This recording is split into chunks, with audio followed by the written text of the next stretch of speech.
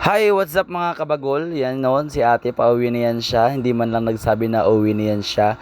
So yan, naglalakad na yan siya papunta dun sa airplane. So yan, escalator dito guys. Hindi siya by step. Ano daw? Wala! Hindi pa rin siya, yan na. 'Di ba? Wala, hindi siya crowded, 'di ba? Konti lang daw kasi uwi kasi yung mahal na araw yan, yung umuwi siya. So ayan, hindi siya crowded, papunta na siya sa airplane. So wait lang, hintayin natin kasi sasakay pa ako sa escalator ulit. Siya.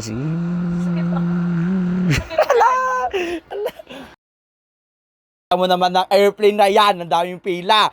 So yung parang nakikita ko naman dyan si ate medyo Pero oy, ganina sakay si ate, hindi sasakay ko. So yun nga daw, mali pala ang sinabi ko guys, mali ang voice over, ulit from the top yun siya. So yan, nakita nyo naman may lumilipad ng airplane. O, di ba, papunta tayo dyan. So wait lang guys. So ayun, nakikita natin dyan, ayun o, madami nakapila, di ba? So medyo nainitan daw siya dyan kasi walang aircon yung airplane nila. Chariyas. So ayan, pila-pila yan sila, naghahanap na sila ng upuan. And tingnan natin kung saan siya uupo. Wait lang. So, di ba, ang gulo. Ala! Bitbit ko na yung mga bata! Bitbit niya na! Wala pa, mga... Di naman nakikita mo naman si Kuya Christian dyan, si Angelina mahabang nguso.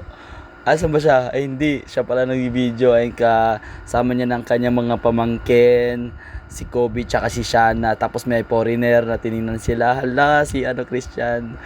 Hala, si Kuya, nag-video din yan siya. Tapos si parang ano ba to?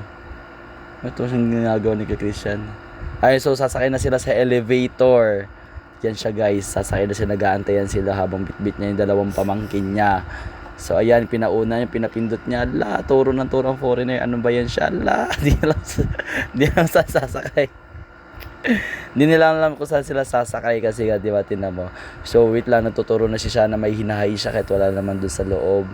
So ano na kaya meron dyan? So mali daw yun, naguguluhan na sila kung saan sila sasakay. Bakit? Wah! Ala, si Shaleng. Narinig ni Shaleng ang aking sigaw. So yun na nga, tinan natin muna yung voice over nila. So sakit na lalamunan ko guys, tama na muna. Hintayin natin makawi si ate kasi uwi niyan siya. Yan, nakasakay na sila sa elevator. Sige na, bye-bye na.